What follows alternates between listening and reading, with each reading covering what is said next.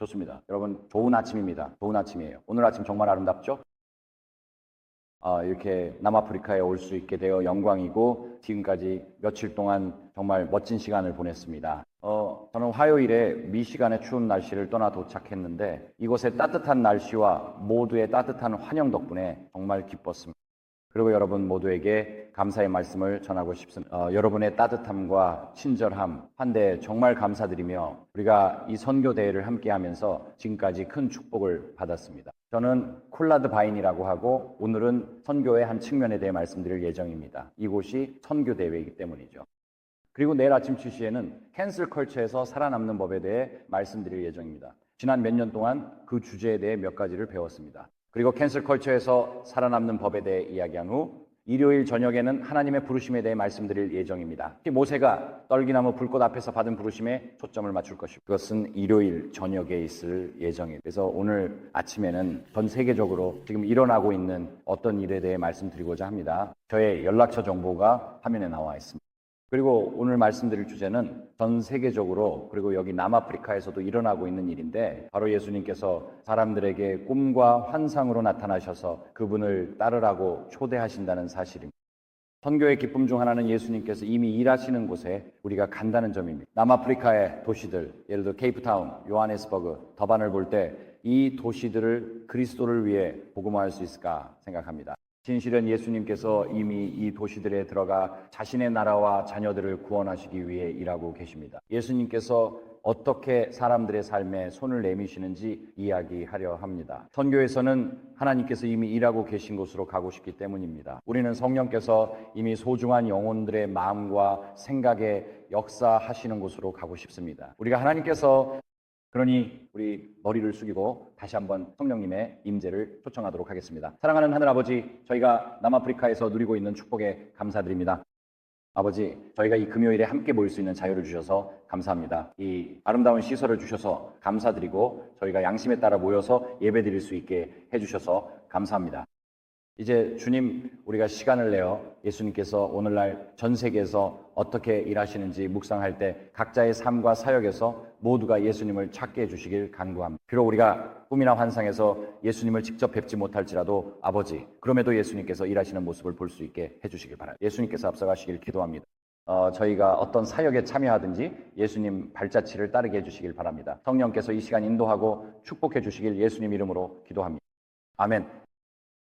자, 저는 하나님께서 열방을 찾고 계시다는 사실에 대해 이야기하려고 합니다. 그리고 이제 이사야 65장 1절의 성경 구절로 시작하겠습니다. 오늘 아침에 사용할 대부분의 본문은 여기 화면에 띄워드릴 예정입니다. 만약 화면에 나오지 않는 슬라이드나 구절이 있다면 제가 알려드릴 테니 각자 성경에서 그 구절을 찾아보시면 됩니다. 그러면 이사야 65장 1절로 시작하겠습니다. 그곳에 이렇게 기록되어 있습니다. 하나님께서 이렇게 말씀하십니다. 나를 구하지 아니하던 자들에게 내가 물음을 받았고 나를 찾지 아니하던 자들에게 내가 나타났으며 내 이름으로 불리지 아니한 민족에게 내가 여기 있다 하였노라. 그렇다면 이것이 하나님께서 어떻게 열방의 손을 내미시는지에 대해 우리에게 무엇을 말해줍니까? 이 말씀은 하나님께서 세상이 자신과 멀리 떨어져 있다고 생각하는 민족들에게 세상이 다른 신을 섬긴다고 여기는 사람들에게도 자신을 드러내신다는 것을 보여줍니다. 그들이 이방인일 수도 있고 이교도일 수도 있으며 애니미스트일 수도 있고 불교도일 수도 있고 우상을 숭배하는 사람들일 수도 있습니다. 하지만 하나님께서는 그들에게도 관심을 가지시고 손을 내미시며 내가 여기 있다고 말씀하십니다. 또 하나님께서는 그들의 문화 안에서 그들이 이해할 수 있는 방식으로 다가가십니다. 우리는 하나님께서 각기 다른 문화에서 다양한 방식으로 일하심을 이해합니다. 그래서 유럽인으로서 그리고 지금은 북미인으로서 하나님께서 제게 말씀하시는 것을 이해하는 저의 주된 방법은 하나님의 말씀을 정기적으로 읽는 것입니다. 그리고 저는 무릎을 꿇고 기도하며 성령님께 저에게 교훈을 깨닫게 해주시길 구합니다. 그러면 저는 하나님께서 그의 말씀을 통해 저에게 말씀하실 것이라 기대합니다. 우리 중 많은 서양인도 매우 비슷한 방식으로 생각합니다. 하지만 하나님께서 전 세계 다양한 문화에 말씀하시는 방식은 상당히 다를 수 있습니다. 하나님께서 말씀하시는 방법 중 하나는 욥도 언급했고 여기 요엘서 2장에서 요엘도 언급한 것처럼 꿈과 환상을 통해서 그리고 우리는 요엘서 2장 28, 29절의 이 구절에 익숙합니다. 거기에는 이렇게 나와 있습니다. 그 후에 내가 내 영을 모든 육체에 부어주리니 너희 아들들과 딸들이 예언할 것이며 너희 늙은이는 꿈을 꾸고 너희 젊은이는 환상을 볼 것이다. 그날에 내가 내 남종과 여종에게도 내 영을 부어주리라.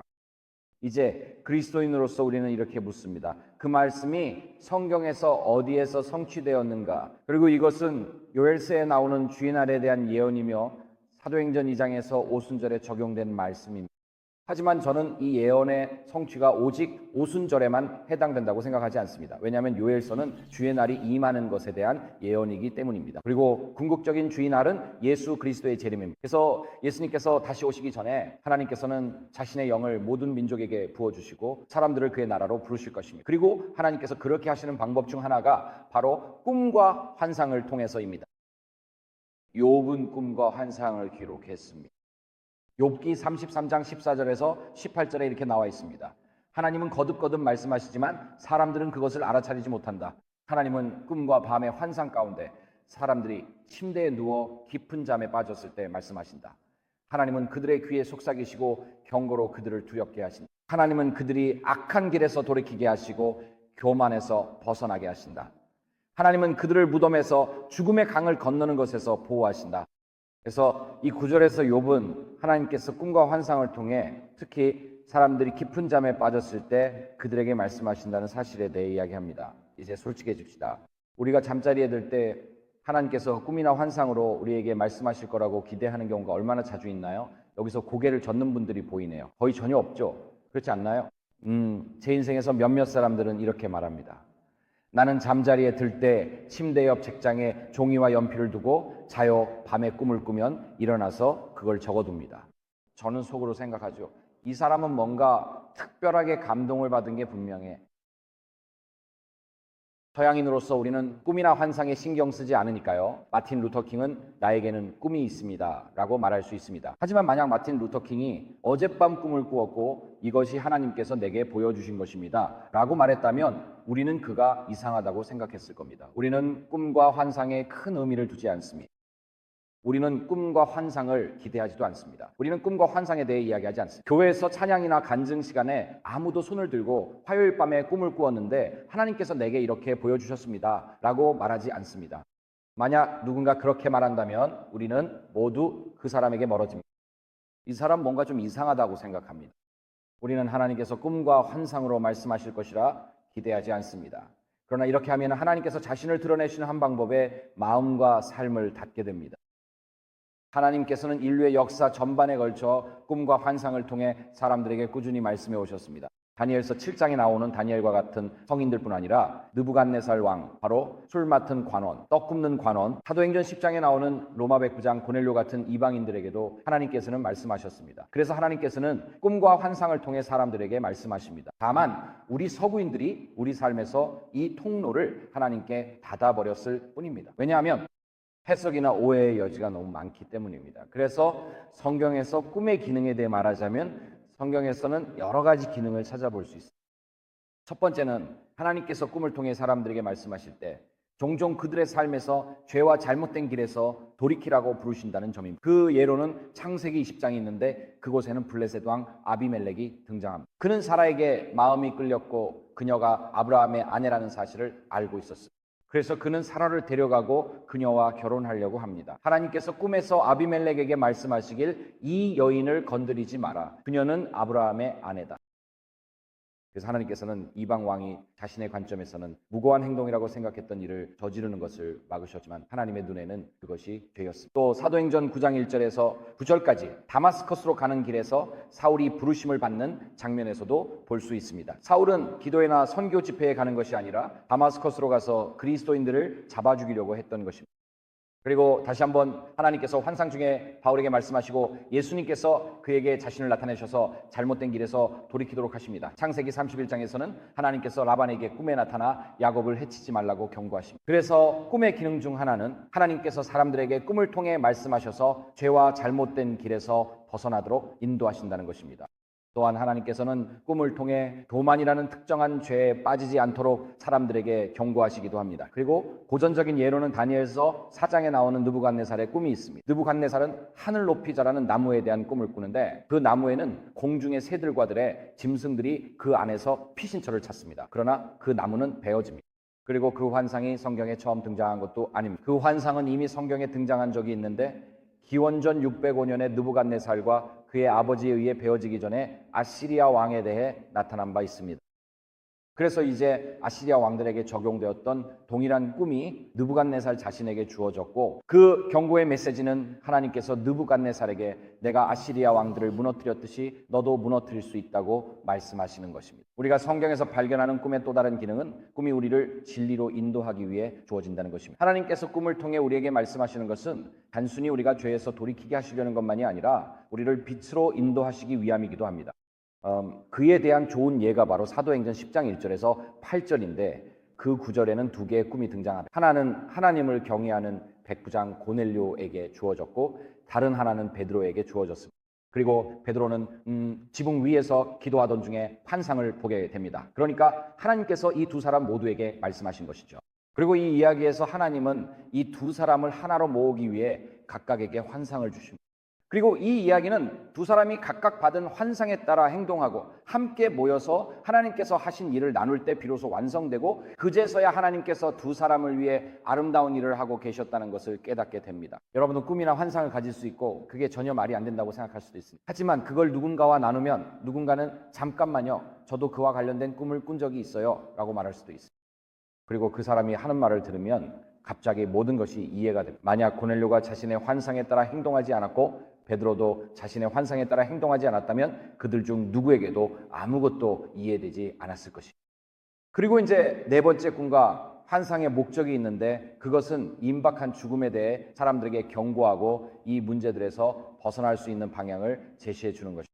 좋은 예시들이 몇 가지 있는데 성경에는 세 가지 예가 나옵니다. 그중 하나는 하나님께서 바로에게 7개 살찐 야채버거와 7개의 마른 야채버거에 관한 꿈을 주신 것입니다. 그 꿈 기억나시죠? 창세기 14장에 나옵니다. 7개의 충실한 옥수수 이삭과 7개의 시든 옥수수 이삭이 있습니다. 하나님께서 바로에게 그 꿈을 2번 주셔서 이것이 정말 하나님께로부터 온 것임을 강조하셨습니다. 이것은 새벽 3시에 뇌에서 무작위로 신경이 발화된 그런 꿈이 아니었습니다. 하나님께서 바로에게 이 환상을 반복해서 보여주신 것은 이것에 주의를 기울여야 한다고 강조하시는 것입니다. 예수님을 찾아온 동방박사들도 꿈에서 헤롯에게 돌아가지 말라는 경고를 받았습니다. 그리고 요셉도 잠을 자는 동안 천사로부터 일어나 아기 예수와 함께 이집트로 피하라는 경고를 받습니다. 헤롯의 분노와 베들레헴의 아기 학살을 피하기 위해서입니다. 그래서 하나님께서는 때때로 우리에게 죄에 대해 경고하기 위해 꿈을 주시고 우리를 빛으로 인도하기 위해 꿈을 주시며 다른 사람들과 우리를 하나로 모으기 위해 꿈을 주시고 또한 임박한 죽음이나 신체적인 문제에 대해 경고하고 그 문제들, 그 도전들로부터 우리를 멀리 이끌기 위해 꿈을 주십니다. 화인 여사는 교회에 대한 권면은 14페이지에서 이것을 설명하고 있습니다. 그녀는 이렇게 말합니다. 일상적인 삶의 평범한 일들에서 비롯된 많은 꿈들이 있는데 이 꿈들은 하나님의 영과 아무런 관련이 없습니다. 또한 사탄의 영에 의해 영감을 받은 거짓 꿈과 거짓 환상들도 있습니다. 즉 사탄도 꿈을 줄 수 있습니다. 그러나 주님께로부터 온 꿈들은 하나님의 말씀에서 환상과 같은 범주로 분류됩니다. 이러한 꿈들은 그것을 받은 사람들과 주어진 상황을 고려할 때 그 진정성을 입증하는 증거를 스스로 담고 있습니다. 그래서 하나님께서 당신에게 꿈을 주실 때 그것은 스스로 진실임을 증명하는 현실입니다. 주님께로부터 온 꿈을 꾸고 깨어났을 때 무언가가 내면에서 하나님께서 지금 나에게 말씀하셨다. 이제 내 임무는 그 꿈이나 환상이 무엇을 의미하는지 알아내는 것이다 라는 확신을 줍니다. 그래서 하나님께서 꿈이나 환상으로 여러분에게 말씀하실 때 그것은 스스로 진실임을 증명하는 특성을 가지게 됩니다. 그리고 잠시 후에 이런 예시들을 몇 가지 살펴볼 것입니다. 그래서 여러분께 묻고 싶습니다. 밤에 잠자리에 들 때 하나님께 꿈이나 환상을 달라고 기도하십니까? 아마 우리도 그래야 할지도 모릅니다. 아마 우리도 그래야 할 것이. 왜냐하면 성경에서 가장 위대한 예언들 중 일부가 꿈과 환상을 통해 주어졌고 하나님께서 오늘날에도 똑같이 하시지 않을 이유가 없기 때문입니다. 왜 하나님께서 우리가 영적 죽음으로 이끄는 길을 가고 있을 때 그 길에 대해 경고하지 않으시겠습니까? 우리가 하나님께 인도를 구한다면 왜 하나님께서 오늘날에도 꿈을 통해 우리에게 경고하지 않으시겠습니까? 우리가 스스로 성경을 탐구할 때 왜 하나님께서 환상과 꿈을 통해 우리를 진리와 이해로 인도하지 않으시겠습니까? 특히 무슬림 세계에서는 꿈에 매우 열려있는 전체 집단, 전체 종교가 존재한다는 사실을 알 수 있습니다. 실제로 그들은 하나님께서 꿈과 환상을 통해 자신들에게 말씀하실 것이라고 기대합니다. 화면에 보이는 저 인용문은 2010년 그리스에서 나온 것입니다. 연구자들은 실제로 무슬림들이 오늘날 예수님을 믿게 되는 가장 큰 이유가 바로 그리스도를 만나는 꿈이나 환상이라는 사실을 발견했습니다. 그것은 Hope TV도 아니고 AFM도 아니며 Abundant Life도 아니고 AWR도 아니고 가장 큰 이유, 어쩌면 모든 개종의 90%가 예수 그리스도를 만나는 꿈이나 환상에서 시작된다고 할 수 있습니다. 이 점에 대해 한번 생각해 보세요. 두 번째로, 흔한 무슬림들이 그리스도인, 즉 기독교인이 되는 이유는 예수님께서 그들에게 기적적인 치유를 베푸셨기 때문입니다. 저는 한 번 암으로 죽어가던 한 여성을 만난 적이 있습니다. 그녀는 무슬림이었고 의사들이 더 이상 해줄 수 있는 것이 없어서 어느 날 밤 예수님께 간절히 호소했습니다. 그녀는 예수님께 자신의 암을 고쳐달라고 간청했습니다. 그것이 그녀의 마지막 기회, 삶에 대한 마지막 희망이었습니다. 그리고 그날 밤 예수님께서 그녀의 꿈에 나타나셨습니다. 사실 그것은 환상이었습니다. 예수님이 그녀를 깨우셨습니다. 그녀는 환상을 보았고 예수님이 따르라고 초대하셨습니다. 그녀가 치유를 부탁하자 예수님이 암을 고쳐주셨습니다. 그 이후로 그녀는 줄곧 예수님을 따르고 있습니다. 그녀가 예수님의 모습을 묘사할 때 정말 놀랍습니다. 마치 요한계시록 1장에 나오는 모습과 똑같습니다. 오늘날 요하네스버그에는 예수님을 직접 본 무슬림들이 재림교인들보다 더 많을지도 모른다고 생각하면 정말 겸손해집니다. 곰곰이 생각해보면 예수님께서 요하네스버그에서 재림교인들보다 더 많은 무슬림들에게 직접 나타나셨다는 것입니다. 우리는 성경을 통해 예수님을 알고 있고 이 모든 것이 기록된 것은 여러분이 예수님이 하나님의 아들이심을 믿게 하려는 것입니다. 요한복음에서 읽으며 그분을 믿음으로 여러분이 영생을 얻게 하려는 것입니다. 그래서 우리는 다시 한번 성경을 손에 쥐고 있기 때문에 특별히 예수님의 꿈이나 환상을 찾으려고 하지는 않습니다. 하지만 집에 이런 성경책이 책장에 꽂혀 있지 않은 사람들에게는 예수님께서 어떻게 자신을 드러내실까요? 예수님께서 그들의 삶에 어떻게 다가가실까요? 예수님께서는 그들이 잠들어 있을 때 그들의 마음과 생각에 다가가십니다. 21세기 초 말레이시아 이슬람 대학에서 실시된 무슬림 학자들을 대상으로 한 설문조사에서 모든 참가자들은 꿈을 통해 하나님으로부터 진정한 인도를 받을 수 있다는 가능성을 믿는다고 답했습니다. 많은 이들이 꿈에서 하나님으로부터 진정한 인도를 받기를 바라며 잠들기 전에 의식을 행한다고 말했습니다. 그리고 이슬람 내에서는 사람들이 하나님으로부터 환상을 받기 위해 밤새도록 기도하는 현상이 있습니다. 많은 이들이 실제로 밤새도록 기도하며 기도의 순서를 반복하고 하나님께 꿈이나 환상을 달라고 간구합니다. 그리고 많은 경우 그리스도의 꿈이나 환상은 그들이 늦은 아침에 잠들기 직전에 찾아옵니다.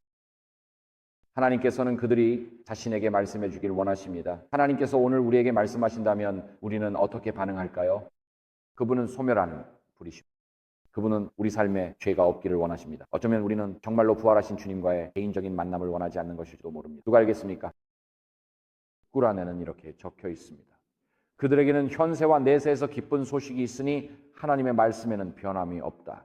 이것이야말로 위대한 성취이다. 이것은 예언자 요나의 이름을 딴 장, 즉 10장 64절에서 나온 말씀입니다. 그래서 무슬림들은 꿀 안에서 자신들이 이해하는 하나님을 알라라고 부르며 그분이 꿈을 통해 자신들에게 나타나실 것이라고 기대합니다. 그리고 우리는 이것을 하디스, 사이 부카리에서 찾을 수 있습니다. 이것은 무함마드의 모든 하디스 중에서 가장 권위 있는, 말하자면 근본이라고 할 수 있는 하디스입니다. 이븐 시린이 말하길 나는 아부 후라이라가 이렇게 말하는 것을 들었다. 예언자께서 말씀하시길 때가 가까워지면 신자의 꿈은 거의 거짓이 없을 것이다. 그리고 이 무함마드의 하디스, 즉 무함마드에게 전해졌다고 하는 이 하디스는 종말의 때, 심판의 날이 다가오면 신자들이 꿈을 꾸게 되고 그 꿈은 거의 거짓이 없을 것임을 말하고 있습니다. 즉 신자들에게 오는 대부분의 꿈은 하나님으로부터 오는 것이며 그것들은 진실일 것입니다. 그리고 꾸란과 하디스에 이런 인용구들이 있기 때문에 무슬림들은 하나님으로부터의 계시를 찾고 있습니다. 그들은 하나님으로부터 오는 꿈이나 환상을 찾고 있습니다. 요하네스버그나 케이프타운, 버반에 사는 당신의 무슬림 이웃도 우리도 이제 막 라마단을 마치고 있습니다.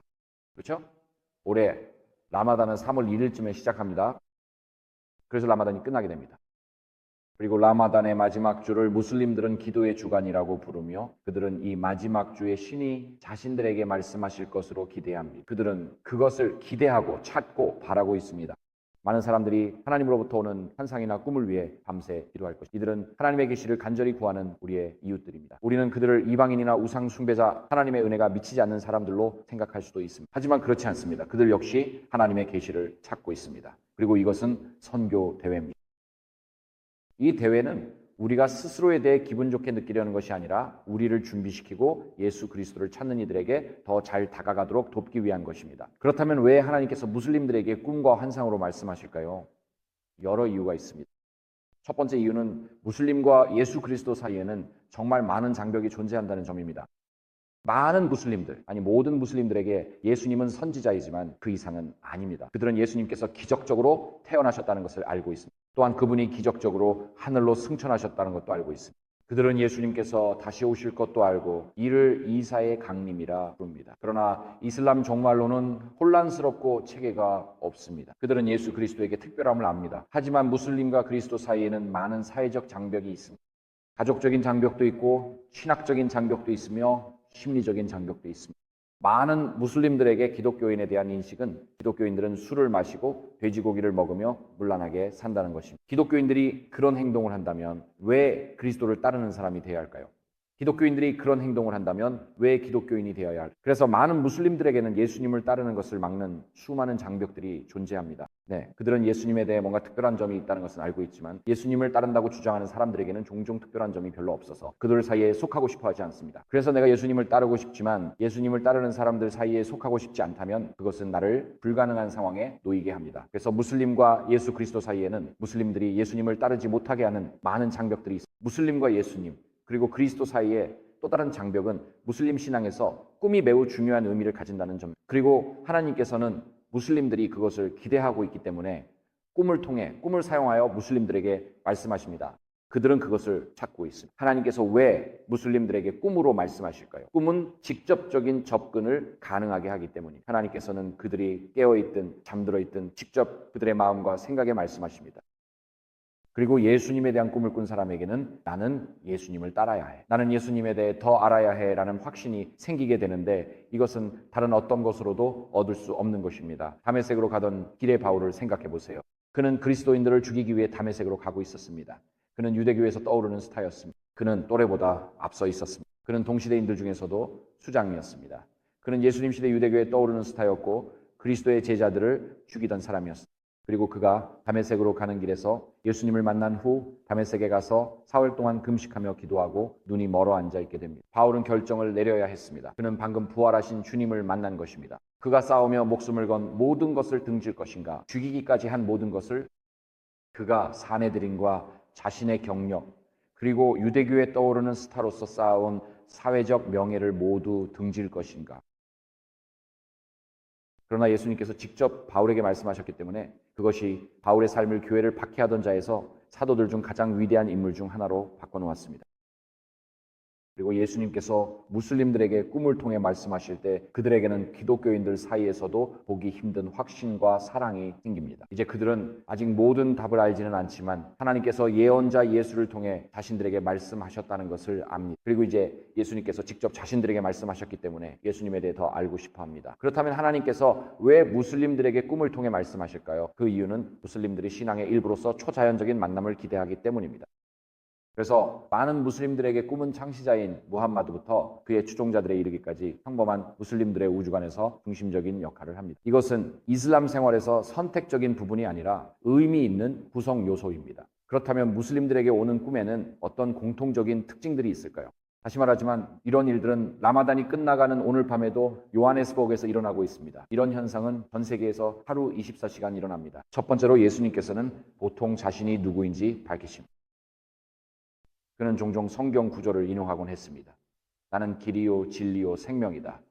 나는 선한 목자다 등과 같은 말씀입니다. 예수님께서는 복음서에서 자신의 이름을 선택해 사용하십니다. 이런 꿈에서 또 한 가지는 꿈이나 환상 속 어딘가에 십자가가 자주 등장한다는 점입니다. 무슬림들은 이런 것들을 보고했다고 합니다. 어떤 이들은 하나의 십자가, 또 어떤 이들은 세 개의 십자가를 보는데 양쪽 두 십자가는 어둠에 쌓여 있고 가운데 그리고 정말 안타까운 일은 미국의 일부 힙합 아티스트나 록스타들이 다이아몬드가 밝힌 십자가 목걸이를 목에 걸고 다닌다는 점. 그리고 이런 모습이 과연 기독교를 위한 어떤 광고가 될 수 있을지 의문이 듭니다. 이제 십자가는 패션 심볼이 되어버렸습니다. 하지만 무슬림이 십자가를 볼 때는 그들은 다시 그리스도의 이야기로 이끌리게 됩니다.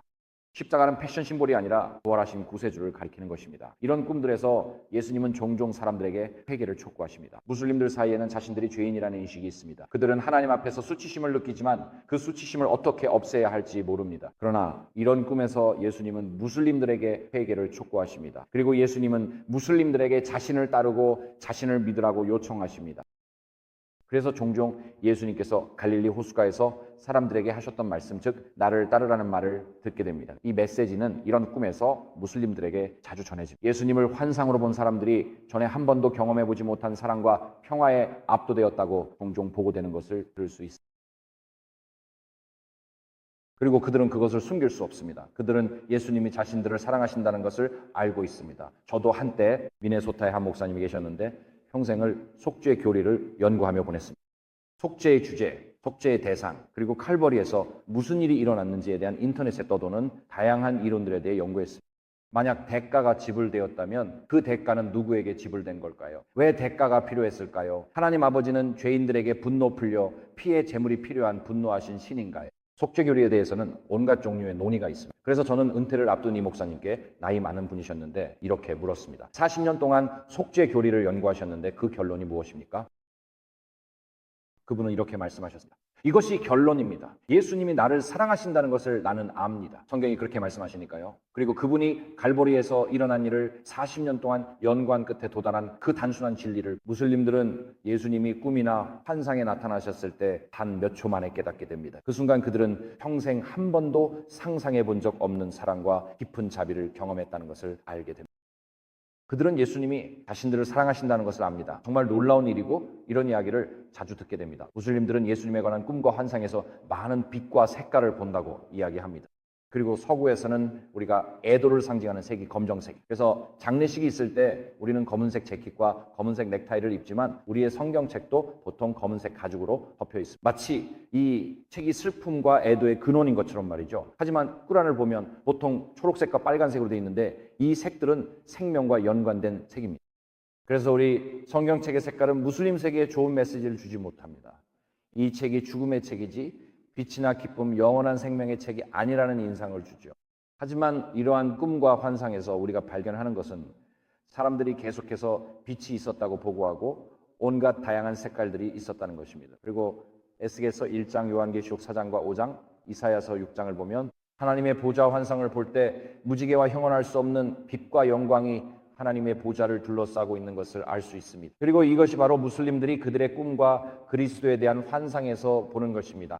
그리고 그들은 종종 성경에서 인용된 말씀을 듣는데 그 인용구들은 대체로 요한계시록에서 나옵니다. 왜 요한계시록에서 인용되는 걸까요? 아포칼립시스라는 단어가 바로 계시, revelation라는 뜻인데요. 우리가 무언가를 아포칼립틱하다고 말할 때는 보통 지진이나 욕망, 하늘에서 불과 유황이 떨어지는 것 같은 이미지를 떠올립니다. 그리고 만약 아포칼립스가 일어난다면 그건 모두에게 나쁜 소식이라고 생각하죠. 하지만 아포칼립시스라는 단어는 본래 드러냄 또는 계시라는 의미입니다.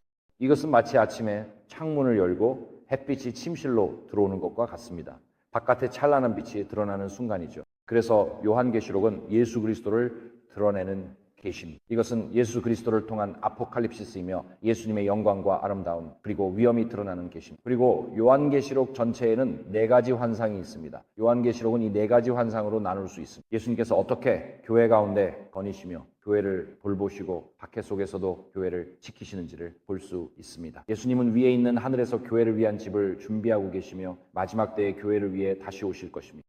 요한계시록은 그리스도께서 자신의 백성을 위해 하시는 일에 대한 4가지 환상입니다. 따라서 무슬림들이 꿈과 환상에서 가장 자주 듣게 되는 책이 요한계시록이라는 것은 놀라운 일이 아닙니다. 인용구들도 요한계시록에서 나오고 있습니다. 왜냐하면 예수님께서 자신의 백성에게 호소하고 계시기 때문이며 예수님이 자신을 드러내실 때 요한계시록에서 우리에게 보여주고 있습니다. 그분은 오늘날에도 같은 요한계시록의 환상으로 무슬림들에게 호소하고 계십니다. 왜냐하면 그분은 그들도 자신의 영원한 왕국에 있기를 원하시기 때문에. 그래서 지금 여러분께 몇 장의 슬라이드를 보여드릴 텐데 이 슬라이드들은 그런 꿈들과 환상들 중 일부를 보여줍니다. 그리고 우리가 이 슬라이드들을 함께 보면서 여러분께서 마음속으로 이것이 요한계시록의 어느 장에서 나온 것일까를 생각해 보시길 바랍니다.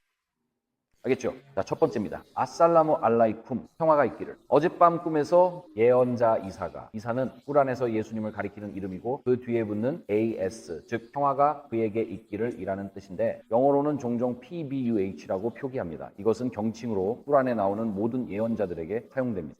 그래서 예언자 이사평화가 그에게 있기를 하얀 옷을 입고 7개의 빛 한가운데에 서 있는 모습으로 내게 나타났습니다. 그는 그 빛들을 바라보며 제대로 빛을 내고 있는지 확인하고 있었습니다. 그가 나를 바라보고 미소를 지었고 그 순간 나는 잠에서 깼습니다. 이 꿈은 무슨 의미인가요? 자, 이 꿈이 요한계시록 몇 장에서 나온 것인지 말해보세요. 네, 1장 맞죠? 이렇게 말하는 게 흥미롭네요. 계시이며 요한계시록 1장에서 예수님이 촛대들 사이를 거니시는 환상과 평행합니다. 이 꿈에서 예수님이 그 빛들을 지켜보고 계셨다고 하네요. 예수님께서 그 빛들이 제대로 빛나는지 확인하고 계셨습니다. 이제 만약에 촛불이 있고 그 촛불 위에 하얀 천장이 있다면, 그리고 그 촛불을 계속 켜놓는다면 촛불 위에 하얀 천장에는 무슨 일이 생길까요? 거기에 얼룩 같은 게 생기겠죠. 맞죠? 촛불은 그 으름과 연기를 내뿜고 그 연기가 눈을 따갑게 할 수도 있습니다. 그것이 바로 교회들입니다. 연기가 나는 촛불들이죠. 하지만 이 꿈에서는 예수님께서 자신의 교회들이 빛을 내도록 확실히 하고 계신다고 말하고 있습니다. 그래서 인간의 본성은 예수님이 함께하지 않으면 교회들이 빛을 내지 않는다는 것입니다. 그리고 예수님이 함께 하시면 교회들은 연기나 그 으름, 그리고 주변 사람들의 눈을 따갑게 하는 것이 아니라 빛을 내게 됩니다. 그래서 우리는 기독교인으로서 이렇게 생각할 수도 있습니다. 하나님께서 성경에 없는 계시를 무슬림에게 주실 수 있을까? 예수님께서 그 등불들이 빛을 내도록 직접 돌보고 계신다면 그것은 예수님께서 교회 안에서 적극적으로 일하시며 우리가 타락한 본성에 빠지거나 논쟁과 같은 것들에 빠지지 않도록 하신다는 것을 의미합니다. 예수님이 함께 하실 때 교회들은 복음의 빛을 정말로 내게 됩니다. 나는 꿈을 꾸었어요. 여기 또 다른 꿈이 있습니다. 여러분과 나누고 싶어요. 꿈에서 저는 이사야서 선지자께서 평안이 그에게 있기를 흰 옷을 입고 흰 보좌에 앉아 계신 걸 봤어요. 천사들과 사람들, 동물들이 그분을 예배하고 밤낮으로 찬양하는 걸 봤습니다. 그때 너는 그분을 예배하느냐? 라는 목소리를 들었고 혼란스러워 깨어났어요. 이 꿈이 무슨 의미인지 알려주세요. 이 구절을 생각해 보면 우선 계시록의 어떤 장이나 책이 이것과 평행을 이루는지 생각해 보세요. 좋아요. 여기 형제가 있는데 4장과 5장이죠? 맞나요? 4장과 5장, 보좌의 환상입니다. 요한이 7인을 받기 직전 5장과 6장, 6장과 7장에서 나오는 그 부분이, 여기서도 예수님께서 흰 옷을 입고 흰 보좌에 앉아 계신 보좌의 환상이 나오고 그 앞에는 천사들과 사람들 그리고 여러 종류의 동물들이 그분을 예배하고 있습니다. 그리고 우리의 생각은 에스겔 1장과 이사야 6장으로 이끌립니다. 우리는 하나님의 보좌 앞에 있는 이 생물들을 보게 됩니다. 그래서 그 목소리가 말했습니다. 너는 그분을 예배하느냐? 이것은 단순히 너는 그분을 예배하느냐라는 질문이 아닙니다. 이것은 초대입니다. 너는 그분을 예배하느냐? 너는 보좌에 앉으신 분을 예배하고 있느냐? 여기 또 다른 꿈이 있습니다. 나는 별들이 땅에 떨어지고 사람들이 서로 싸우며 죽이고 있는 것을 보았습니다. 그때 나는 흰 보좌에 앉은 한 남자가 구름을 타고 오는 것을 보았고 천사들이 그를 둘러싸고 있었으며 사람들은 그로부터 숨으려고 했습니다. 이 꿈을 이해할 수 있도록 도와주실 수 있나요? 이것은 요한계시록의 어느 구절에서 나온 것입니다. 몇 장인가요? 네, 요한계시록 6장입니다. 이것은 요한계시록 6장의 6번째 인입니다. 여기서 그리스도께서 영광의 구름을 타고 오시고 악인들은 땅에 있으면서 바위들에게 자신들 위에 떨어져 보좌에 앉으신 분의 얼굴로부터 자신들을 숨겨달라고 외칩니다. 그래서 우리는 그리스도인으로서 이것을 읽고 말합니다. 알겠어? 이 무슬림이 본 환상은 하나님께서 반모섬에 있던 요한에게 주신 것과 같은 환상이구나. 그 무슬림은 요하네스버그에서 성경을 구하지 못할 수도 있고 남자나 여자 혹은 젊은이일 수도 있습니다. 그들은 성경을 어디서 구해야 하는지도 모를 수 있고 아무도 예수님에 관한 이런 꿈들에 대해 이야기해 준 적이 없을 수도 있습니다. 하지만 예수님께서는 그들에게 반모섬에 요한에게 주셨던 것과 같은 환상을 주셨습니다. 예수님께서 다시 오실 것이고 그분은 사람들이 그날을 준비하기를 원합니다. 아살라무 알라이쿰. 제 꿈에서 저는 하늘의 천사들이 서서 나팔을 들고 있는 것을 보았습니다. 그들은 예언자 이사평화가 그에게 있기를 로부터 나팔을 불라는 신호를 기다리고 있었습니다. 그러다 하늘에서 이것들은 징조이니 그것들을 찾아라라는 목소리를 들었습니다. 이 꿈을 이해하는 데 도와주실 수 있나요? 좋아요. 그럼 이 내용을 요한계시록의 어느 장에서 가져오시겠습니다. 죄송해요. 8장과 9장 그 나팔 말씀인가요? 천사들이 나팔을 들고 예수님으로부터 나팔을 불라는 신호를 기다리고 있다는 거죠. 그러니까 계시록의 7 나팔이 이 무슬림이 꾼 꿈에서 암시되고 있다는 거군요. 그리고 이런 꿈들이 모두 지난 한 달 동안 이곳에 들어왔습니다. 이제 아주 특별한 꿈이 하나 있습니다. 살람, 제 꿈에서 저는 흰옷을 입은 남자와 용 같은 괴상한 생물 사이에 전쟁을 보았습니다. 여기서 시어머니를 말하는 건 아닙니다. 그 남자가 전쟁에서 이겼고 그때 저는 화 있을진저 마귀가 분노하여 땅에 내려왔다는 소리를 들었습니다. 이 꿈의 의미가 무엇인가요? 자, 우선 이건 요한계시록 몇 장에서 나온 내용인가요? 12장입니다. 좋아요. 용 같은 괴상한 생물이 있고 흰 옷을 입은 남자, 즉 그리스도와 용 사이에 전쟁이 있습니다. 그리고 그 남자가 전쟁에서 이겼고 화 있을진저 마귀가 분노하여 땅에 내려왔다는 것은 요한계시록 12장 후반부를 가리킵니다. 화 있을진저 마귀가 큰 분노와 진노로 너희 가운데 내려왔다. 그래서 다시 한번 예수님께서 주신 환상이 요한계시록에서 우리가 발견하는 내용과 정확히 평행을 이룬다는 것을 알 수 있습니다. 어젯밤 나는 3명의 천사가 매우 빠르게 날아가며 지상 사람들에게 전할 3가지 메시지를 들고 있는 것을 보았습니다. 그중 일부는 내 백성이 주의를 기울이지 않았습니다. 하늘에서 음성이 들렸습니다. 이 메시지들은 중요하다. 이것들이 너희가 심판의 날을 준비하는 데 도움이 될 것이다. 이 메시지들을 찾아 따르라. 그 목소리는 매우 크고 권위로 가득했습니다. 그 다음 나는 한 왕좌를 보았고 그 위에는 예언자 이사평화가 그에게 있기를 께서 앉아 계셨습니다. 이 꿈을 이해할 수 있도록 도와주실 수 있나요? 좋아요. 그럼 이 내용은 요한계시록 몇 장에서 나온 건가요? 요한계시록 14장입니다. 그리고 이 메시지들이 중요하지 않다는 게 그 메시지의 내용인가요? 아니요. 이 메시지들은 중요합니다. 왜냐하면 그분의 심판의 시간이 이르렀기 때문입니다. 그리고 우리는 재림교회예요. 다니엘서 8장 13, 14절에 대한 성경적 이해를 통해 그 예심판의 시간이 1814년에 시작되었다는 것을 알고 있습니다. 우리는 지금 예심판의 시대에 살고 있습니다. 어떤 사람들은 이것을 조사 심판이라 합니다. 저는 예심판이 더 낫다고 봅니다. 예수 그리스도 재림 전 일어납니다. 그리고 이것은 예수님께서 무슬림에게 요한계시록의 세 천사의 기별을 들으라고 호소하시는 것이고, 그렇다면 그들은 어디에서 요한계시록의 세 천사의 기별을 듣게 될까요? 이상적으로는 재림교에서 듣게 돼야 합니다. 가끔은 그렇지만 대부분의 경우에는 그렇지 않습니다. 왜냐하면 실제로 요즘에는 예언이나 그런 종류의 것들을 설교하게 되면 분열을 일으키고 또 여러 가지 논란이나 오해 그리고 불필요한 갈등까지 불러일으키기 때문입니다. 형제자매 여러분, 나팔은 분명한 소리로 불려져야 합니다. 우리가 설교할 때, 우리가 말할 때 예수님께서 곧 오신다는 긴박감이 있어야 합니다. 예수님 재림 전 심판이 이미 진행 중이고 우리가 아는 다음 사건은 예수 그리스도의 재림입니다. 예수님의 재림을 기다리면서 허비할 시간이 없습니다. 예수님께서 무슬림들에게 요한계시록 14장의 세 천사의 기별을 들으라고 호소하실 때 우리는 지금 이 세상의 끝에 가까워졌다는 것을 알 수 있습니다. 나는 예언자 이사, 예수님, 평화가 있기를가 흰 옷을 입고 흰 말을 타고 있는 것을 보았습니다. 그분은 손에 큰 칼을 들고 계셨습니다. 그분이 저를 바라보며 말씀하셨습니다. 심판의 날이 가까웠다. 나를 따르라. 그러면 네가 준비될 것이다. 혼란스럽게 깨어났지만 마음에 평안이 있었습니다. 이 꿈의 의미를 이해할 수 있나요? 내용, 요한계시록 어느 구절인가요? 요한계시록 19장 후반부 두 번째 절반이. 앞부분은 어린 양의 혼인 잔치에 대해 다루고 있고 요한계시록 19장의 후반부는 예수님께서 그 말과 큰 칼을 들고 오신 것에 대해 이야기합니다. 그리고 새들이 그리스도의 재림으로 죽은 자들의 시체를 먹는 잔치가 나옵니다. 이 구절을 보면 심판의 날이 가까웠다는 것을 알 수 있습니다. 그리고 제가 재림교인으로서 때때로 다시금 들어야 하는 말이 바로 심판의 날이 가깝다는 것입니다. 무슬림의 관점에서 심판의 날은 재림 전 심판이 아닙니다. 이것은 그리스도께서 오셔서 하나님께서 세상을 양과 염소로 나누실 때, 즉 예수님의 재림이 가까웠다는 의미입니다. 만약 예수님께서 무슬림들에게 자신의 재림이 가까웠다고 말씀하신다면 우리도 거기서 무엇을 배워야 할까요? 예수님의 재림이 가깝다는 것입니다. 정말로 가까웠습니다. 어젯밤 꿈에서 저는 우리 주님이신 이사 예수, 그에게 평화가 있기를 보았습니다. 그분은 길목에 서서 사람들이 그분을 따라 천국으로 가도록 도와주고 계셨습니다. 파라다이스는 페르시아어에서 유래 에덴 동산 내벽 정원을 뜻합니다. 저는 그분의 말씀을 듣고 그분을 따랐습니다. 결국 우리는 아름다운 도시에 도착했습니다. 미안해요. 목구멍 뒤쪽에 뿌려버렸어요. 앞으로는 마시도록 노력할게요. 뿌리지 않고요. 저는 그분의 말을 듣고 따라갔어요. 결국 우리는 아름다운 도시에 도착했죠. 그 도시는 높은 성벽이 있었고 가운데에는 강이 흐르고 나무가 있었어요. 제 꿈을 이해할 수 있도록 도와주실 수 있나요? 그게 요한계시록 몇 장에서 나오는 내용이죠? 요한계시록 21장입니다.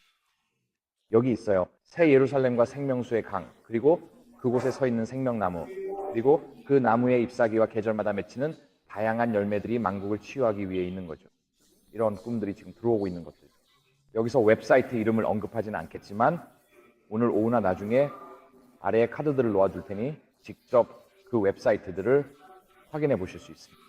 무슬림들이 이런 꿈을 꾸고 있다고 보고하고 있습니다. 그리고 아랍어를 할 줄 아는 사람이 꿈이라고 입력하면 무슬림 중에 예수에 대한 꿈을 꾼 사람이 너무 많아서 구글에서 자동으로 이사의 꿈을 입력해 줍니다. 그래서 아랍어로 꿈을 입력하면 자동완성으로 이사의 꿈이 뜬다는 것은 그만큼 많은 무슬림들이 이 꿈과 그 해석을 찾고 있다는 것을 알 수 있습니다. 그러면 하나님께서 주신 꿈인지 아니면 사탄이 준 꿈인지 구분하려면 첫 번째로 그 꿈이 성경과 일치해야 합니다. 우리는 모든 것을 성경에 비추어 시험해 보아야 합니다. 모든 꿈이 하나님께로부터 오는 것은 아닙니다. 그리고 남아프리카 공화국에 있는 무슬림 친구가 여러분에게 자신이 꾼 꿈에 대해 이야기할 때 여러분은 그 꿈이 성경과 어떻게 연관되는지 함께 나눌 수 있어야 합니다. 그 꿈이 성경과 일치합니까? 성경과 모순되나요? 아니면 우리가 성경에서 아는 바와 일치하나요? 두 번째로 우리가 살펴봐야 할 것은 그 꿈이 하나님의 성품을 반영하고 그분의 인격에 부합하는가 하는 점입니다. 하나님께서는 우리에게 두려움의 영이 아니라 능력과 사랑과 절제하는 마음을 주셨기 때문입니다. 그래서 만약 그 꿈이나 그리스도의 환상이 당신의 무슬림 이웃에게 찾아와서 그들에게 하나님에 대한 새로운 사랑을 불러일으키고 하나님 앞에서 경건함이 더해지게 하며 경건한 삶이란 그들이 이해하기로는 하루에 5번 기도하는 것이라고 생각해서 실제로 그렇게 기도를 시작하게 만든다면 이것은 아마도 하나님께서 주신 꿈임을 알 수 있습니다. 그것이 진실하고 정확한가요? 그것이 스스로 진실임을 증명하는 울림이 있나요? 그 꿈을 받은 사람의 삶에 좋은 열매를 맺게 하나요? 그 사람의 삶에 성령의 열매를 가져다 주나요? 그것이 사랑과 기쁨과 평화, 온유, 인내, 친절, 선함, 신실함, 온유함, 그리고 절제와 같은 것들을 주나요? 그리고 그것이 하나님을 가리키고 있나요? 종종 무슬림들은 환상이나 꿈에서 예수님이 자신에게 나를 따르라고 말씀하셨다라고 말합니다. 그리고 예수님께서 그에게 자신을 따르라고 초대하신다면 그 사람은 그 순간부터 마치 사냥개처럼 예수님을 쫓게 됩니다. 그들에게는 기독교인 친구가 없을 수도 있지만 그 순간부터 예수 그리스도에 대해 더 알고 싶어 하게 됩니다. 그리고 예수님에 대해 더 많이 알 수 있는 사람, 즉 예수님의 임박한 재림에 대한 믿음을 기꺼이 나누는 제칠이란 시길의 수재림 교인들보다 더 좋은 사람이 어디 있겠습니까? 저는 이것이 비극이라고 생각합니다. 그리고 어디를 가든 이 말을 합니다. 저 자신도 이 부분에 대해 뭔가 해야 한다는 것을 압니다. 그런데 전 세계에 예수님께서 다시 오신다는 사실을 알리는 단 하나의 재림교회 웹사이트도 모릅니다. 우리는 안식일에 관한 웹사이트가 있습니다. 우리는 기본 신조에 관한 웹사이트도 있고 예언 해석에 관한 웹사이트도 있습니다. 하지만 예수님 재림, 재림의 징조들, 오시기 전 세상에서 무슨 일이 일어나는지, 재림을 위해 영적으로 어떻게 준비할 수 있는지 알리는 웹사이트는 없습니다. 우리는 제7이란 시길의 재림교인입니다. 재림이 강조점이며 예수님께서 다시 오신다는 사실을 알리지 않습니다. 그런데도 예수님께서 무슬림들에게 심판의 날이 가까웠다고 호소하실 때 그들은 세상에 중대한 일이 다가오고 있음을 알고 있으며 이상적으로는 그들이 그에 대해 자신들의 재림교인 이웃에게서 더 많이 배우게 될 것입니다. 기독교인 친구의 역할은 정말 중요하고 우리는 예수님에 대한 꿈을 꾼 무슬림 친구들이 올바른 길을 가고 그 꿈이 무엇을 의미하는지 성경이 무엇을 말하는지 이해하도록 도울 수 있을 뿐만 아니라 예수님께서 우리에게 모든 민족을 제자로 삼으라고 명령하셨기 때문입니다. 그리고 누군가가 꿈 해석을 돕는 것이 우리에게는 낯설게 느껴질 수도 있습니다. 요셉이 선지자였고 그는 술 맡은 관원장, 떡 굽는 관원장 바로의 꿈을 해석했으며 다니엘은 느부갓네살 왕의 꿈을 해석했다는 것을 생각할 수도 있습니다. 하지만 제가 방금 화면에 보여드린 그 꿈들을 보면 여기 계신 대부분의 분들이 이것이 성경에서 어디에서 나오는지 알겠다. 성경에서는 이것에 대해 이렇게 말하고 있다. 우리 함께 더 배워볼 수 있다라고 말할 수 있을 것 같아요. 이런 꿈들은 결코 어려운 것이 아니고 이런 꿈들은 대체로 성경에서 가져온 것입니다. 그래서 우리는 예수님에 대한 꿈을 꾼 무슬림 친구들에게 하나님께서 꿈을 통해 말씀하신다는 것을 확신시켜 줄 수 있습니다. 무슬림들은 꿈을 신성한 메시지로 여기기 때문에 어쩌면 하나님께서 그들에게 꿈을 통해 말씀하시는 것일지도 모릅니다. 우리는 그들이 꾼 꿈을 우리가 성경에서 알고 있는 진리와 비교해 볼 수 있도록 도와줄 수 있습니다. 제 친구 중 한 명이 젊은 시절 예수님에 대한 꿈, 즉 환상을 꾸었는데 예수님께서 내가 곧 길이요 진리요 생명이다 라고 말씀하셨습니다. 그리고 그 젊은이는 명목상 기독교인이었던 친구에게 성경에 예수님이 길이요 진리요 생명이라고 하셨나요? 라고 물었습니다. 그 친구는 있어 라고 답했습니다. 그 친구가 어디에 나와? 라고 묻자 그 친구는 글쎄 잘 모르겠어 라고 했습니다. 그래서 예수님께서 내가 곧 길이요 진리요 생명이다 라고 말씀하시는 꿈을 꾼 그 남자는 성경을 구해 직접 읽으면서 그 구절을 찾았습니다. 요즘은 구글이나 AI가 있지만 그 젊은이가 있던 곳에는 그런 게 없었습니다. 하지만 예수님께서 내가 곧 길이요 진리요 생명이다 라고 말씀하셨을 때 그것이 그 젊은이로 하여금 길과 진리와 생명을 찾는 여정을 시작하게 했고 자신의 삶에서 그 길과 진리와 생명을 따르도록 만들었습니다. 그래서 우리는 그리스도를 꿈에서 만난 무슬림들이 이 말씀이 어디에서 비롯된 것인지 그리고 그 성경 구절의 근본적인 메시지가 무엇인지를 성경을 통해 이해하도록 도울 수 있습니다. 우리는 예수님을 이러한 꿈의 중심 인물로 소개할 수 있습니다. 많은 사람들이 흰옷을 입은 남자에 대한 꿈을 꾸는데 Man in White와 같은 웹사이트를 찾아보면 무슬림들이 흰옷을 입은 남자에 대한 자신의 꿈을 올려놓은 사이트들을 찾을 수 있습니다. 예수님께서는 때때로 자신의 정체를 즉시 드러내지 않으시기도 합니다. 예수님께서는 때때로 나는 이사 알마시 곧 예수 그리스도다 라고 직접 말씀하지 않으시고 성경에서 나온 이름을 사용하십니다. 왜냐하면 그 이름이 성경에서 비롯된 것임을 알게 되면 무슬림들은 이 책이 변질된 것이 아니며 바로 이 책에서 예수님께서 자신에 대해 말씀하신 내용을 찾아볼 수 있다는 것을 이해하게 되기 때문입니다. 그래서 이러한 인용구들이 성경에서 나왔을 때 성경의 권위와 진실성을 입증하는 데 도움이 됩니다. 우리는 무슬림 친구가 제자로서의 여정에서 성장할 수 있도록 도울 수 있습니다. 이것은 곧 사람들과 친구가 되는 것을 의미합니다. 제가 생각하기에 사람들이 교회를 떠나는 가장 큰 이유, 어쩌면 가장 중요한 이유는 교리적인 차이 때문이 아닙니다. 그들이 자신이 속한 지역교회에서 사랑받고 있다고 느끼지 못하기 때문입니다. 그리고 사람들이 이혼을 겪거나 암 진단을 받거나 자녀가 정신건강 문제나 심각한 질병을 앓고 있을 때 교회에 올 수 있습니다. 그런데 사람들은 안녕하세요, 안녕히 가세요, 행복한 안식일 보내세요, 다음 주에 뵐게요 라고 말할 뿐입니다. 하지만 우리는 일요일부터 금요일까지 서로에 대해 별로 신경 쓰지 않습니다. 사람들이 사랑받고 있다고 느끼지 못하면 그들은 머물지 않을 것입니다. 사람들이 사랑받고 있다고 느끼고 당신이 그들을 사랑한다는 걸 신뢰하고 알면 그들은 당신이 나누려는 것을 받아들일 준비가 됩니다. 그래서 기독교는 혼자 하는 신앙이 아니고 마라톤도 아닙니다. 이것은 팀워크입니다. 만약 여러분이 신약 성경을 훑어보면서 오늘이라도 서로라는 표현이 나오는 모든 구절을 하나하나 세어본다면 말이죠. 혹은 서로라는 표현도 있습니다. 신약 성경 전체에 걸쳐 이런 명령들이 여러 번 반복됩니다. 서로 사랑하라, 서로 용서하라, 서로의 짐을 져주라, 서로를 회복시켜주라와 같은 명령들입니다. 이런 것들이 있습니다. 이런 명령들은 계속해서 반복됩니다. 기독교는 혼자 하는 신앙이 아니라 공동체의 신앙이며 우리는 공동체 안에서 함께 성장합니다. 그리고 이것은 무슬림이 예수님에 대한 꿈을 꾸었을 때 우리가 그를 우리의 삶과 공동체로 기꺼이 맞이해야 한다는 것을 의미합니다. 또한 우리는 예수님에 대한 꿈을 꾼 많은 무슬림들이 많은 두려움과 어려움을 가지고 있다는 사실을 인식해야 합니다. 그들 중 많은 이들이 예수님을 따르기 시작할 때 가족에게서 버림받거나 박해를 받을까 봐 두려워합니다. 그리고 그들이 그리스도의 몸에 들어오려면 우리가 하늘에 계신 우리 아버지라고 기도할 때 그것이 진정으로 우리가 형제 자매임을 의미하며 서로를 형제 자매로서 돌볼 것임을 알아야 합니다. 우리는 안식일 아침 9시부터 정오까지만 형제 자매가 아니라 24시간 7일 내내 형제 자매이며 서로를 지지할 것입니다. 도움이 되는 한 가지 방법은 이전에 무슬림이었던 사람들의 간증을 나누는 것입니다. 그리고 나중에 저에게 오셔서 말씀하셔도 됩니다. 제가 오늘 나중에 몇 장의 카드를 드릴 수 있는데 그 카드들을 보시고 그 꿈에 대해 살펴보신 후 무슬림 친구들에게 그 카드들을 나눠주실 수 있습니다. 그리고 이렇게 말할 수도 있습니다. 이거 내가 찾았는데 흥미롭더라. 너는 어떻게 생각해? 어쩌면 그들도 예수님에 관한 꿈을 꾼 적이 있을지 모르고 그것이 대화를 시작하는 계기가 될 수도 있습니다. 인내심을 가지고 성령께서 일하시도록 하세요. 우리는 즉각적인 사회에서 살고 있죠. 그렇지 않나요? 우리는 모든 것을 즉시 원합니다.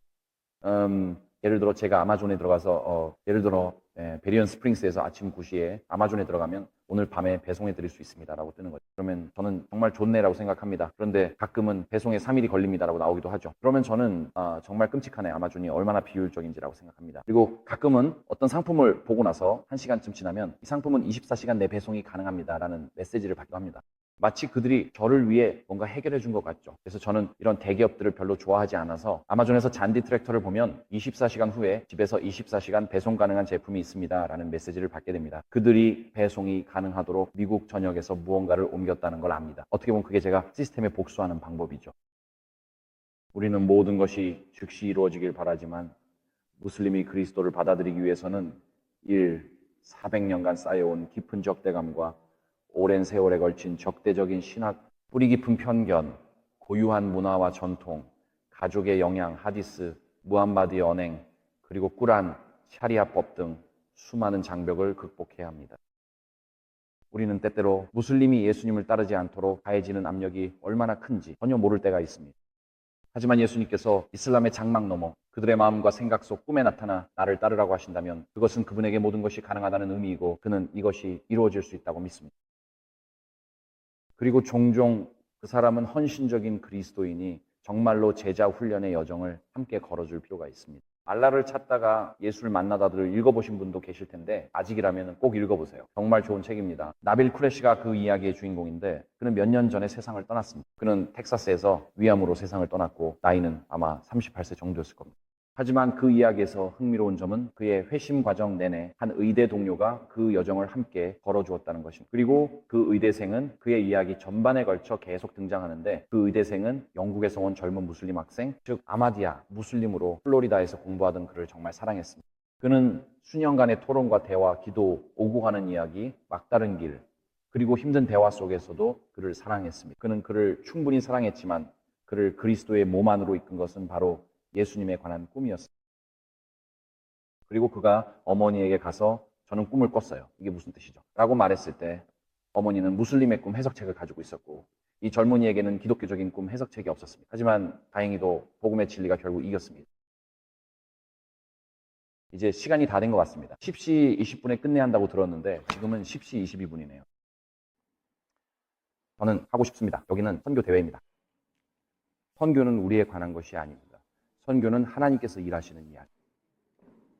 그리고 선교에서 우리의 특권은 하나님께서 이미 일하고 계신 곳, 성령께서 이미 역사하고 계신 곳, 예수님께서 이미 꿈과 환상으로 나타나고 계신 곳, 사람들이 15년 전에 중고 서점에서 그리스도를 향하여나 대쟁투 같은 책을 우연히 집어들었을지도 모르는 그런 곳으로 가는 것입니다. 그들은 그 책을 계속 읽고 또 읽으면서 생각해 왔지만 이 이야기를 누구와 나눌 수 있을지 모릅니다. 우리의 특권이자 사명은 예수님께서 이미 일하고 계신 곳으로 가는 것입니다. 그래서 저는 여러분께 도전하고 싶습니다. 오늘 이 자리에서 여러분께 도전하며 마무리하고자 합니다. AFM에서는 우리가 기도할 수 있고 헌금할 수 있고 직접 갈 수도 있다고 말합니다. 아마 우리가 할 수 있는 가장 중요한 일은 바로 기도일 것입니다. 기도는, 헌교는 응답받은 기도의 이야기입니다. 우리가 기도할 때 우리는 하나님께서 이미 열방 가운데서 일하고 계신 곳을 볼 수 있도록 우리의 눈을 열어달라고 구하는 것입니다. 그리고 바로 그곳이 우리가 있어야 할 자리입니다. 하나님께서 그곳에서 일하신다면 우리가 있어야 할 곳입니다. 그래서 오늘과 내일 그리고 일요일에 컨벤션 홀에서 선교 부스를 둘러보실 때 하나님께서 여러분이 선교 사역에서 어디에 있기를 원하시는지 어떤 사역에 여러분이 참여하기를 원하시는지 또 하며 생각해 보시기 바랍니다. 또한 여러분의 고향, 이웃, 거리, 직장, 학교에서 앞으로 몇 주, 몇 달 동안 하나님께서 여러분이 특별한 친구가 되기를 원하시는 사람이 누구인지도 기도하며 생각해 보시기 바랍니다. 그들에게 하나님의 사랑을 보여주고 함께 기도하며 진정한 친구가 되어주고 어쩌면 인생에서 가장 힘든 순간을 함께 걸어가 줄 수 있도록 말입니다. 이번 선교대회에서 우리가 이곳 이 아름다운 세인트 에이번 캠프를 떠날 때 여러분이 예수님의 발자취를 따르게 해달라고 기도하시기 바랍니다. 그리고 사람들이 여러분을 만나고 볼 때 여러분 안에서 예수 그리스도를 볼 수 있도록 기도하세요. 그들은 여러분의 목소리에서 예수님을 들을 것입니다. 그들은 여러분의 눈에서 예수님을 볼 것입니다. 그들은 여러분의 존재를 통해 하나님의 사랑이 드러나는 것을 경험하게 될 것입니다. 여러분이 그리스도의 발자취를 따라 걷게 해달라고 기도합니다. 그는 지금 직장에 있어요. 주님께서는 이곳 남아프리카에서도 일하고 계시며 그 추수의 일꾼이 되어 추수를 도울 사람들을 찾고 계십니다. 하나님께서 우리 모두에게 복을 주시길 바랍니다. 저는 예수 그리스도의 발자취를 따르겠습니다. 잠시 머리를 숙이고 기도하겠습니다. 하늘에 계신 아버지, 오늘도 감사드립니다. 복음이 예루살렘에서 팔레스타인과 유대, 사마리아를 거쳐 에티오피아 내시와 구레네 사람 시몬을 통해 아프리카로, 바울과 바나바를 통해 유럽으로, 도마와 다른 사도들을 통해 아시아로 전해졌음을 감사드립니다. 아버지, 지난 이 0년 동안 신실한 그리스도인들이 세대에서 세대로 복음의 메시지를 전해왔음을 감사드립니다. 아버지, 오늘 이 자리에 있는 저희는 이 100년 동안 신실했던 그리스도인들의 축복받은 수혜자들입니다. 그리고 오늘 주님께 간구하오니 복음이 우리에게서 멈추지 않게 하소서. 우리의 삶과 가정이 아무것도 지나갈 수 없는 막다른 골목이 되지 않게 하소서. 오히려 오늘 아버지께 간구하오니 우리의 삶을 통해 예수 그리스도의 기쁜 소식이 생명을 주는 강물처럼 흘러가게 하소서. 오늘은 그 흐름이 겨우 실개천처럼 느껴질지라도 우리는 에스겔서의 예언을 붙잡습니다. 그 실개천이 생명을 주는 강물로 자라나 심지어 사해로 흘러가도 그것이 생명의 바다로 변하게 하소서. 주님, 우리의 삶이 요하네스버그와 케이프타운, 더반, 그리고 이 나라 전역의 미전도자들에게 복음이 흘러가는 통로가 되게 하시길 기도합니다.